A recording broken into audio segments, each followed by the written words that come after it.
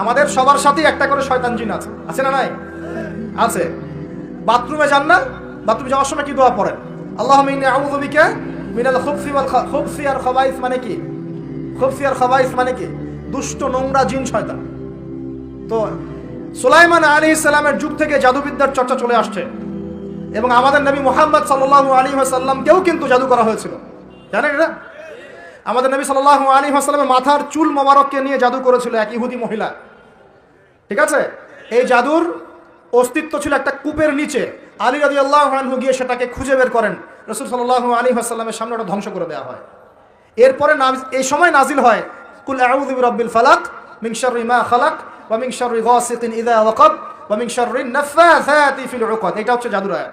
ওয়া মিন শাররিন নাফাসাতি ফিল উকাদ ওয়া মিন শাররি হাসিদিন ইযা হাসাদ। এবার নাজিল হয় কুল আউযু বিরাব্বিন নাস মালিকিন নাস ইলাহিন নাস মিন শাররিল ওয়াসওয়াসিল খান্নাস আল্লাযী ইউওয়াসওয়িসু ফি সুদুরিন নাস মিনাল জিন্নাতি ওয়ান নাস। এই সূরা দুটো নাজিল হয় এই ঘটনার প্রেক্ষিতেই।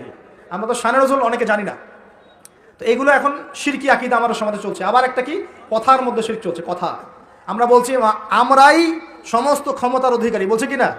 এরকম কথা শোনা যায় না? আর তাবারাকাল্লাযী বিয়াদিহিল মুলক মানে কি? বরকতময় সেই সত্তা যার হাতে সমস্ত ক্ষমতা, রাজত্ব। তাবারাকাল্লাযী বিয়াদিহিল মুলক, তিনি বরকতময় সত্তা যার হাতে সমস্ত ক্ষমতা। আমরা বলি লা হাওলা ওয়ালা কুওয়াতা ইল্লা বিল্লাহ, কোনো শক্তি সামর্থ্য নাই কে ছাড়া? আল্লাহ ছাড়া। আর আমরা এদিকে বলছি সমস্ত ক্ষমতা আমাদের হাতে। এটা কি শিরক হচ্ছে না? শিরক হচ্ছে। আমরা বলি, অনেক সময় বলে ফেলি, ভাই কেমন আছেন? হ্যাঁ ভাই আপনার দোয়ায় ভালো আছে। আপনি কি আমার দোয়ায় ভালো আছেন? আপনাকে বলতে হবে যে আলহামদুলিল্লাহ, আল্লাহর ইচ্ছায় অতঃপর আপনার দোয়ায় ভালো আছে। কথা খুব সাবধানে।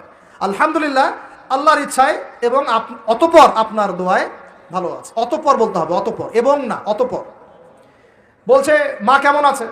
ভালো আছে, ডাক্তার ভালো ছিল, না হলে মাকে বাঁচানো যেত না, ব্যাস শিরক হয়ে গেল। বলছে নৌকাটা ডুবে যাচ্ছিল, মাঝি ভালো ছিল, না হলে নৌকা ডুবে যেত। ড্রাইভারটা ভালো ছিল, না হলে রাস্তা নির্ঘাত অ্যাক্সিডেন্ট হতো। এইটা কথা আমরা চলতে ফিরতে শিরক করতেছি। এই যে মেয়ে ছেলেরা বল তোমাকে ছাড়া বাঁচবো না,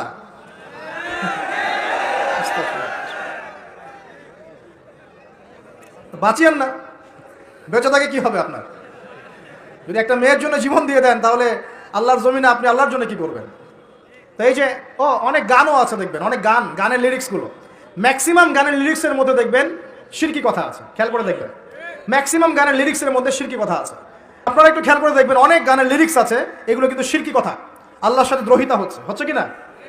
তো এই কথায় তিনটা ক্ষেত্র বললাম, কথায়, কাজে এবং চিন্তায়। এই তিনটা ক্ষেত্রে মুসলিম সমাজের মধ্যে এখন শিরক বিরাজ করছে। এটা আমাদের উম্মতের সবচেয়ে বড় সমস্যা এখন। আল্লাহ পাক আমাদের সবাইকে শিরক মুক্ত আমল করার তৌফিক এনায়েত করুন, সকলে বলি আমিন। তাহলে কি করতে হবে? আমি কয়েকটা বই পড়ার পরামর্শ দিচ্ছি। কিতাবুত তাওহীদ একটা বই আছে, শিরক সম্পর্কে অনেক বিস্তারিত আলোচনা করা আছে, এটা পড়তে পারেন। তারপরে কোরআন সুন্নাহর আলোকে ইসলামী আকীদা একটা বই আছে, এটা পড়তে পারেন। আকীদা তাহাভিয়াটা পড়তে পারেন।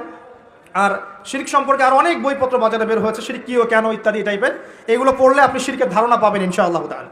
আল্লাহ পাক আমাদের সবাইকে শিরক মুক্ত আমল করার তৌফিক এনায়েত করুন, সকলেই বলি আমিন। আর